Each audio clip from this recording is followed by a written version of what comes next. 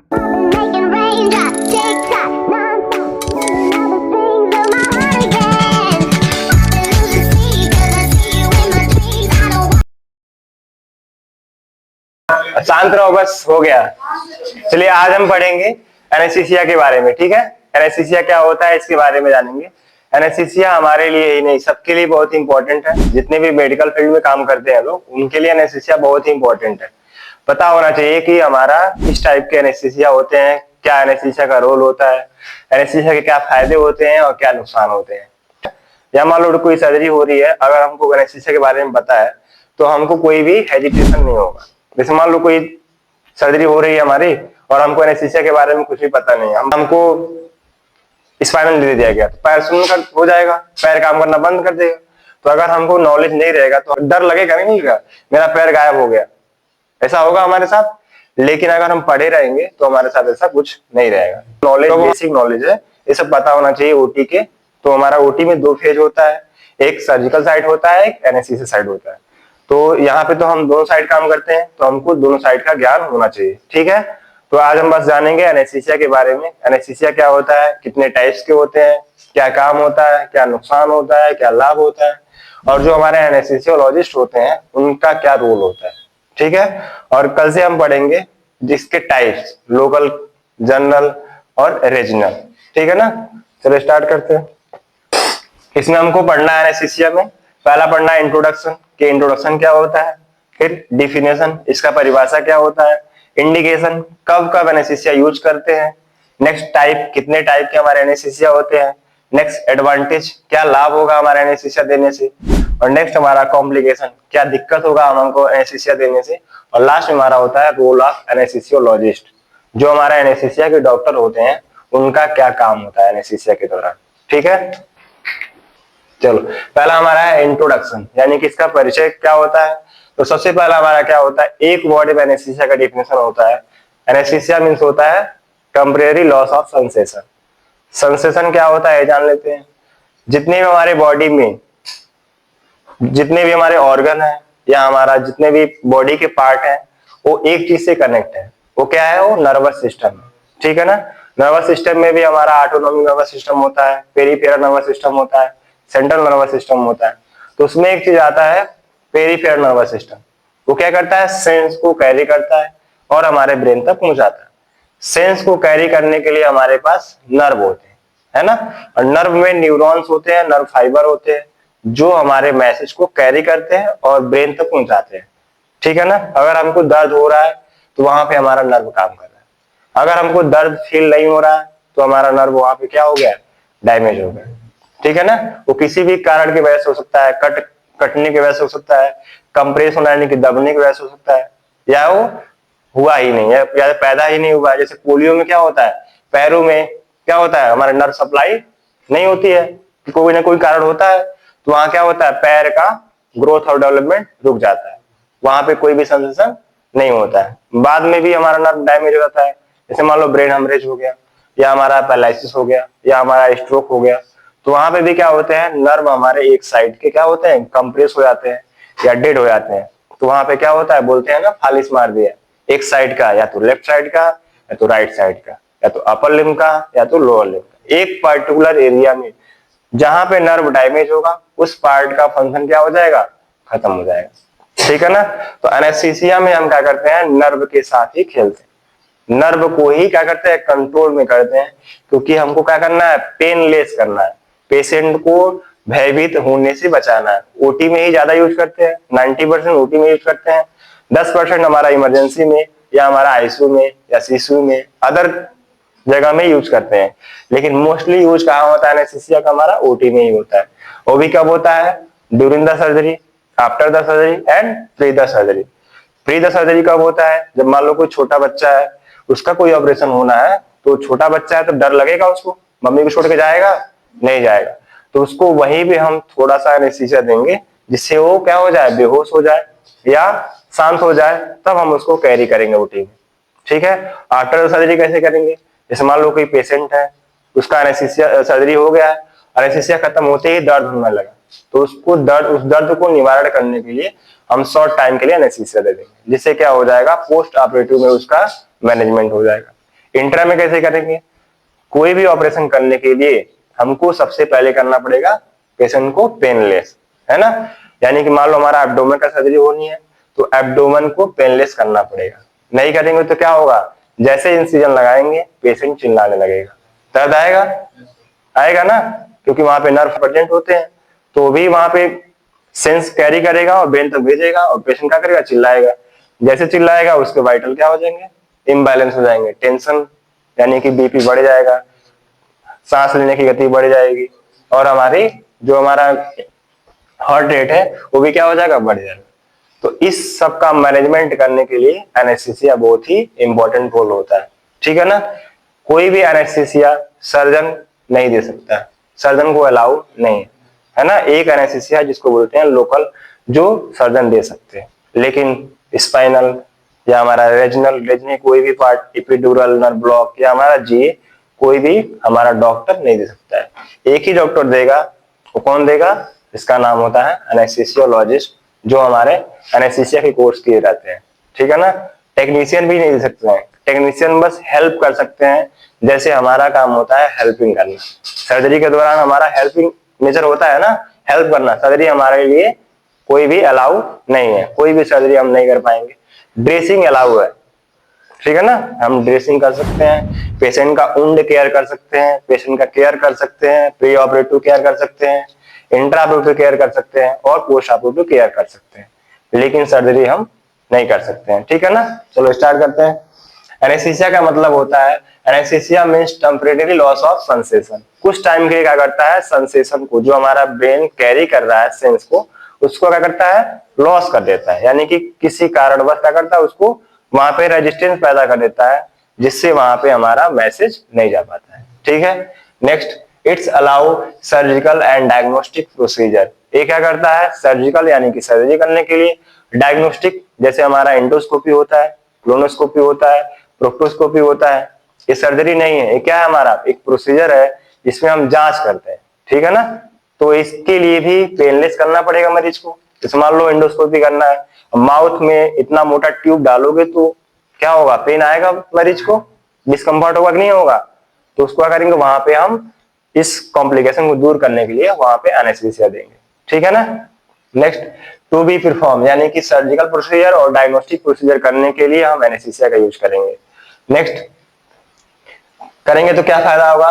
Pen खत्म हो जाएगा, फियर खत्म हो जाएगा, नहीं डर खत्म हो जाएगा, और डिस्कम्फर्ट यानी कि जो उसको डिस्कम्फर्ट लग रहा है वो खत्म हो जाएगा, मतलब हिचकिचाहट जो भी उसके अंदर है वो सब खत्म हो जाएगा, ठीक है ना। नेक्स्ट हमारा क्या होगा? It ensure patient safety. यही हमारा तय करता है कि मरीज हमारा कितना सेफ रहेगा, ठीक है ना। मान लो कोई पेशेंट सर्जरी कराने आया, उसका एनेस्थीसिया न देकर सर्जरी कर दिया गया, तो क्या होगा? पेशेंट को कंफर्टेबल फील होगा? सर्जरी पॉसिबल है? नहीं होगा, ठीक है ना। यही हमारा तय करता है कि सर्जरी कितना अच्छा होगा, पेशेंट कितना अच्छा रिकवर होगा और पेशेंट की सर्जरी कितना अच्छे से हो जाएगी, ठीक है ना। चलो इसका डेफिनेशन जान लेते हैं। Anaesthesia is a medically included temporary state of the loss of sensation. यानी कि ये हमारा मेडिकल प्रोसीजर होता है जिसमें हम क्या करते हैं? दवा देके कुछ टाइम के लिए पेन को या हमारा जो भी कंफर्टेबल अनकंफर्टेबल जोन होता है उसको मैनेजमेंट करते हैं, ठीक है ना। Anaesthesia is administrated by the trend professionalism called anaesthesiologist. जो एनेस्थीसिया होता है वो वही दे सकता है जो ट्रेंड हो, है ना। जैसे मान लो हम पास आउट किए, तुरंत हम सर्जरी में वास नहीं हो सकते, है ना, क्योंकि मुझे ज्ञान नहीं है क्या इंस्ट्रूमेंट का नाम है, कौन सी सर्जरी हो रही है, उस सर्जरी में क्या हमको देना है, पता है हमको? नहीं पता। ऐसे जो फ्रेशर्स हमारे एनेस्थीसियोलॉजिस्ट होते हैं वो नहीं दे सकते हैं। देगा कौन देगा? वो ट्रेंड रहना चाहिए, मतलब उनको सब कुछ ज्ञान होना चाहिए, क्योंकि एनेस्थीसिया में जान जाने का खतरा बहुत ही ज्यादा रहता है। सर्जरी में जान जाने का खतरा कम रहता है, एनेस्थीसिया में जान जाने का खतरा बहुत ही ज्यादा होता है। क्यों? क्योंकि जैसे हम एनेस्थीसिया का दवा देते हैं, कई मरीज ऐसे होते हैं जो उस दवा को सही नहीं पाते, ठीक है ना। उनका रिस्पिरेटरी फेलियर हो सकता है, या हार्ट ब्लॉक हो सकता है, या ब्रेन डैमेज हो सकता है, कुछ भी हो सकता है, ठीक है ना। तो जो हमारा ट्रेंड एनेस्थीसियोलॉजिस्ट होते हैं वही एनेस्थीसिया को परफॉर्म करते हैं। चलिए जान लेते हैं कब कब हम एनेस्थीसिया को देते हैं। To relief pain during the surgery, यानी कि सर्जरी में दर्द निवारण करने के लिए हम एनेस्थीसिया देते हैं। Next, to allow painless diagnostic यानी कि डायग्नोस्टिक इवैल्यूएशन के लिए भी करते हैं। एंड थेरापेटिक प्रोसीजर, जो हमारे छोटे मोटे प्रोसीजर होते हैं उनमें भी हम क्या करते हैं, इसका यूज करते हैं। Next, to reduce anxiety and stress in patient, उसके थकान को, डर को भगाने के लिए हम क्या करते हैं, एनेस्थीसिया का यूज करते हैं। Next, to facility emergency surgery and trauma care, कभी कभी क्या होता है इमरजेंसी सर्जरी यानी कि जो मान लो कोई डिलीवरी वाला पेशेंट आ गया या हमारा कोई ब्रेन हेमरेज आ गया, इस टाइम भी हम क्या कर सकते हैं, तत्काल में इस एनेस्थीसिया का यूज कर लेते हैं। ठीक है। नेक्स्ट, ऑब्स्ट्रक्टिव प्रोसीजर, जो हमारा डिलीवरी वही बताया है, यानी कि जो कहीं मान लो इमरजेंसी में कोई पेशेंट दर्द के मारे आ गया है ना, उसका लेबर पेन स्टार्ट हो गया, तो वहां पे उस दर्द को निवारण करने के लिए हम क्या करते हैं, एनेस्थीसिया का यूज करते हैं, जिसका दर्द खत्म हो जाता है और बेबी आउट हो जाता है। ठीक है। नेक्स्ट, टाइप कितने होते हैं, तो हमारा मेनली 3 टाइप के होते हैं, लेकिन एक और एनेस्थीसिया होते हैं, इसको बोलते हैं आईवी, सेडेटिव या मॉनिटर्ड एनेस्थीसिया। तो पहला का नाम होता है लोकल एनेस्थीसिया, दूसरे का नाम है जनरल एनेस्थीसिया, तीसरे का नाम है सेडेटिव आईवी या मॉनिटर्ड एनेस्थीसिया। ठीक है ना। और चौथा हमारा होता है रीजनल एनेस्थीसिया। इसके भी 3 टाइप होते हैं, पहला होता है स्पाइनल, दूसरा होता है एपिड्यूरल और तीसरा हमारा होता है पेरिफेरल या नर्व ब्लॉक। ठीक है ना, जिसमें हम पर्टिकुलर नर्व को ब्लॉक करते हैं। जो हमारा रीजनल होता है, इसमें हम नर्व के आसपास कुछ दवा देके मरीज का दर्द खत्म कर देते हैं। लोकल में भी हम क्या करते हैं, कुछ पर्टिकुलर एरिया में नर्व के आसपास दवा देके उस एरिया को शून्य कर देते हैं। जनरल में क्या करते हैं, बॉडी के पूरे पार्ट को शून्य कर देते हैं। ठीक है ना, यानी कि पूरा पेरिफेरल नर्वस सिस्टम को ही कंट्रोल कर लेते हैं, जिससे हमारा कहीं से भी पेन का सेंसेशन हमारे ब्रेन तक नहीं पहुंच पाता है। ठीक है ना। चलो इसका इमेज देख लेते हैं कि कब कब कितना शून्य करना है। ठीक है ना। तो सबसे पहला हमारा होता है जनरल एनेस्थीसिया, जो हमारा डार्क वाला दिखा रहा है, यानी कि पूरा बॉडी कंट्रोल में रहेगा, यानी कि हेड टू टो, इसमें हमारे upper limb, lower limb, abdomen, thoracic cavity और हमारा ब्रेन सारा का सारा कंट्रोल में रहेगा। ठीक है ना, जनरल लेंगे तो। स्पाइनल में क्या होगा, नाभि के नीचे यानी कि लंबार रीजन से हमारा क्या हो जाएगा, पूरा एरिया पेनलेस हो जाएगा। ठीक है ना। नेक्स्ट, एपिड्यूरल में क्या होगा, थोड़ा सा ऊपर, यानी कि हमारा लंबार से थोड़ा सा ऊपर और लॉन्ग टाइम के लिए होता है। इन दोनों में थोड़ा सा अंतर होता है, ये हमारा लॉन्ग टाइम के लिए होता है और ये हमारा शॉर्ट टाइम के लिए होता है। मान लो कोई छोटी सर्जरी है तो उसमें स्पाइनल दे देंगे, या बड़ी सर्जरी है, मान लो कोई बड़ी सर्जरी है जिसमें हमारा घुटना प्रत्यारोपण हो रहा है, कुल्ला प्रत्यारोपण हो रहा है, टाइम ज्यादा लगता है और सर्जरी के बाद भी दर्द को निवारण करना है, तो वहां पे हम बेस्ट मान लेते हैं एपिड्यूरल। ठीक है ना। नेक्स्ट हमारा होता है नर्व ब्लॉक, तो एक ऐसी एनेस्थीसिया है जिसमें हम पर्टिकुलर नर्व को शून्य करते हैं, जैसे एक हाथ बस शून्य कर सकते हैं, एक पैर शून्य कर सकते हैं। ठीक है ना। इसमें बस लिम्ब को शून्य कर सकते हैं, यानी कि या तो अपर लिम्ब के एक हाथ या हमारा लोअर लिम्ब का एक पैर या कुछ भी। ठीक है ना। तो इसमें भाई दिखाया गया कि बस एक एरिया को बस शून्य कर सकते हैं। ठीक है ना। नेक्स्ट हमारा क्या होता है लोकल एनेस्थीसिया, तो इसमें हम जहां हमको शून्य करना रहेगा वही इंजेक्शन लगाएंगे। जैसे मान लो कभी हमको मोल होता है, छोटा मोटा तिल होता है, छोटा मोटा फूड़ी फूसी हो जाते हैं, या हमारा लाइपोमा वगैरह, चर्बी गांठ वगैरह हो जाते हैं, तो उसको निकालने के लिए पूरा बॉडी शून्य करने की जरूरत नहीं है, वही छोटा सा इंसिजन इंजेक्शन लगाएंगे और वहीं से हम अपना प्रोसीजर कर लेंगे, क्योंकि जितना ज्यादा एनेस्थीसिया देंगे उतना हमारा कॉम्प्लिकेशन आएगा। ठीक है ना। तो कॉम्प्लिकेशन से बचने के लिए हमारा ये एनेस्थीसिया को डिवाइड किया गया। चलो इसका लाभ जान लेते हैं, क्या लाभ होगा। तो प्रोवाइड पेन फ्री सर्जरी, सबसे अच्छा हमारा क्या होगा कि जो हमारी सर्जरी होगी वो पेन फ्री रहे, दर्द नहीं होगा। दूसरा क्या होगा, reduce fear and anxiety of the patient, उसके डर को, उसके थकान को, भय को क्या करेगा, खत्म कर देगा। Next, allow complex and long surgery, छोटी सर्जरी और बड़ी सर्जरी भी हमारी इस एनेस्थीसिया से हमारा पॉसिबल है। ठीक है। Next, help in muscles relaxation, कभी कभी हमारा क्या होता है खेल में, खेल कूद हिप के यानी कुल्ला सरक जाता है, हमारा शोल्डर सरक जाता है, निकल जाता है ना, डिसलोकेट हो जाता है, तो वहां पे ऐसे नहीं बैठता है, वहां पे हमको क्या करना पड़ेगा, मसल्स रिलैक्सेंट देना पड़ेगा, जिससे क्या होगा मांसपेशी ढीली हो जाएंगी और हमारा जो बोन रहेगा ऑटोमेटिकली वहां पे जाके बैठ जाएगा। ठीक है ना। During the surgery. Next, prevent psychological trauma, जो हमारे छोटे मोटे ट्रामा होते हैं, ठीक है ना, मान लो कोई पेशेंट पागल हो गया है ना, तो उसको भी कंट्रोल करने के लिए भी हम इसका एनेस्थीसिया का यूज कर लेते हैं। Next help in pain management acute and chronic, छोटे मोटे जैसे कभी कभी क्या होता है हमको बहुत ही दर्द होता है, कमर में बहुत दिन से दर्द हो रहा है, घुटने में बहुत दिन से दर्द होता है, तो एडवांस एनेस्थीसिया का रोल है, इसमें क्या करते हैं दर्द को निवारण कर लेते हैं, है ना।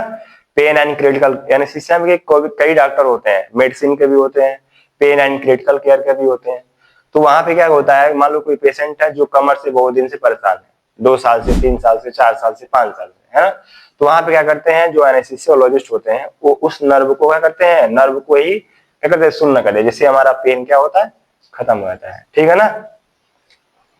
चलो अब हमारा रोल जान लेते हैं कि हमारा एनेस्थीसिया का क्या रोल होता है, ठीक है ना। जो हमारा एनेस्थेटिक होते हैं उनका क्या काम होता है, तो पहला काम होता है उनका प्री एनेस्थीसिया असेसमेंट, जिसको हम बोलते हैं पीएसी, है ना। पीएसी का फुल फॉर्म क्या होता है, प्री एनेस्थीसिया चेकअप बोलते हैं, जिसमें हम ये चेक करते हैं कि हमारा जो पेशेंट आया हुआ है सर्जरी कराने के लिए, इस सर्जरी के लायक है कि नहीं है। क्या पता हो सर्जरी के लायक ही ना हो, फेफड़ा खराब हो, हार्ट खराब हो, लंग्स खराब हो, या हमारा ब्रेन में कोई दिक्कत हो, तो सर्जरी हो पाएगी उसकी, नहीं हो पाएगी। इसीलिए हमारा प्री एनेस्थीसिया चेकअप होता है, जिसमें हम आइडेंटिफाई करते हैं कि हमारा जो मरीज है वो एनेस्थीसिया सहने लायक है कि नहीं है, ठीक है ना। Next selection of the anaesthesia, जैसे पीएसी होता है उसी के अकॉर्डिंग हमारा क्या होता है सिलेक्शन होता है कि कौन सा एनेस्थीसिया देना है, लोकल देना है, जनरल देना है या एपिड्यूरल देना है, या हमारा नर्व ब्लॉक से काम चल जाएगा, ठीक है ना। वो हमारा डिसाइड होता है कि हमारा जो एनेस्थीसियोलॉजिस्ट है कि उनका पीएसी कैसा है, उनका हेल्थ का स्कोर कैसा है, अच्छा रहेगा तो अच्छा एनेस्थीसिया देंगे और खराब रहेगा तो थोड़ा सा लो में देंगे, ताकि उस पेशेंट को बाद में कॉम्प्लिकेशन ना हो।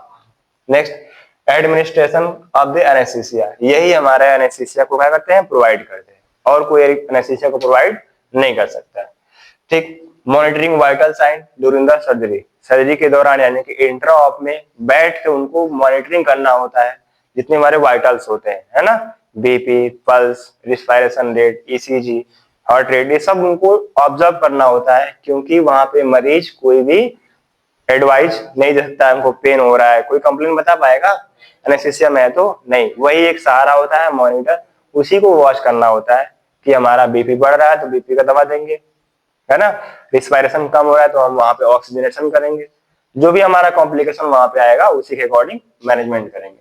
नेक्स्ट पेन मैनेजमेंट, पेशेंट अगर स्पाइनल में है फिर भी बोल रहा है दर्द हो रहा है तो वहां पे हम उसका पेन मैनेजमेंट करेंगे। Next management post operated patient, surgery के बाद भी मरीज को कभी कभी दर्द होता है, वार्ड में चला गया, रूम में है, वहां पे बोला हमको दर्द हो रहा है, तो वहां पे दर्द निवारण करने के लिए भी एनेस्थीसिया का रोल होता है, वहां पे इंजेक्शन देते हैं जिससे क्या होता है वो दर्द खत्म हो जाता है। Next manage intra op emergency and complication, जितने भी इंट्रा ऑप में कॉम्प्लिकेशन आते हैं, इमरजेंसी आती है, क्या पता कभी ऐसे सर्जरी हो रही है उसी में पेशेंट का SpO2 गिरने लगा, अचानक हार्ट रेट बढ़ने लगा, बीपी डाउन हो गया, तो ये सब कॉम्प्लिकेशन को कौन झेलता है, एनेस्थीसियोलॉजिस्ट होते हैं, यही इसका मैनेजमेंट कर पाते हैं, ठीक है ना। सर्जन का कोई भी रोल नहीं होता है, सर्जन बस सर्जिकल फील्ड में अपना काम करते हैं, वहां से डिसीज को फाइंड आउट करते हैं और वहां से डिसीज को रिमूव करते हैं, यही सर्जन का काम होता है ना। और एनेस्थीसिया का काम हमारा ये सब काम होता है जो मैनेजमेंट करते हैं। अब इसका कॉम्प्लिकेशन जान लेते हैं,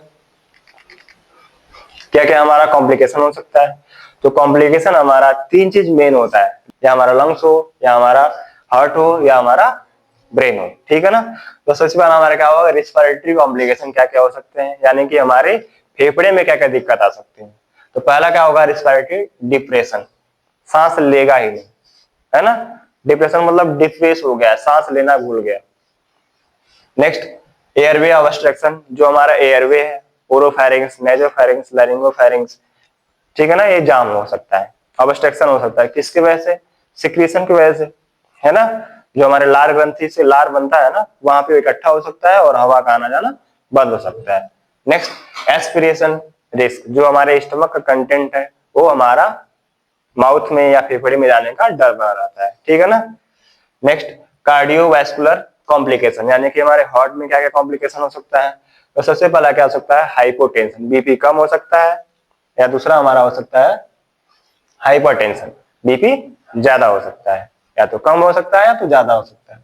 नेक्स्ट अर्द्रेमिया, इसमें क्या होगा पेशेंट का जो हार्ट रेट है वो इरेगुलर हो सकता है, कभी ज्यादा कभी कम, कभी ज्यादा कभी कम हो सकता है। नेक्स्ट, न्यूरोलॉजिकल कॉम्प्लिकेशन क्या हो सकता है, यानी कि हमारे ब्रेन में क्या क्या दिक्कत आ सकती है। तो पहला हो सकता है हेडेक, यानी कि पेशेंट को दर्द हो सकता है पहले या बाद में। एक होता है स्पाइनल हेडेक, इसमें क्या होता है सर्जरी जब होती है स्पाइनल लगता है तो वहां पे अगर हम सर उठा रहे हैं बार बार, है ना, या पेशेंट सर्जरी के बाद भी सर उठा रहा है बार बार, तो वहां पे एक हेडेक होता है जिसको बोलते हैं स्पाइनल हेडेक। वो बहुत ही रेयर केस में होता है, लेकिन जिसको होता है वो बहुत ही डेंजरस होता है ना, दवा से ठीक हो नहीं होता है, उसको मैनेजमेंट एनेस्थीसिया ही करते हैं, ठीक है ना। नेक्स्ट हमारा है नर्व इंजरी, तो वहां पे हमारे नर्व इंजरी हो सकती है। नेक्स्ट, डिलेड रिकवरी, इसमें क्या होता है कभी कभी ऐसा होता है कि मेडिसिन ज्यादा चली गई, ठीक है ना, या सर्जरी जल्दी खत्म हो गई, दोनों पॉसिबिलिटी है। तो वहां पे क्या होगा, पेशेंट की रिकवरी थोड़ा सा लेट हो सकती है। मान लो जो एनेस्थेटिक है, टाइम मान लो 1 घंटे का सर्जरी होनी थी, 1 घंटे के अकॉर्डिंग दवा दे दी, आधे घंटे में सर्जरी खत्म हो गई, तो आधा घंटे का जो फेज है वो रुक गया ना, तो उतना उनको वेट करना पड़ेगा, क्योंकि पेशेंट तुरंत रिकवर नहीं होगा, ठीक है ना। जैसे मान लो कोई पेशेंट कोई ड्रिंकर है, ज्यादा दारू पी लिया है, तो उसको रिकवरी जल्दी आ जाएगी, नहीं आएगी ना। नेक्स्ट, सम अदर कॉम्प्लिकेशन, छोटे छोटे कॉम्प्लिकेशन हो सकते हैं, जैसे उल्टी होना, ड्रग की एलर्जी होना और नोजिया वगैरह होना, ठीक है ना।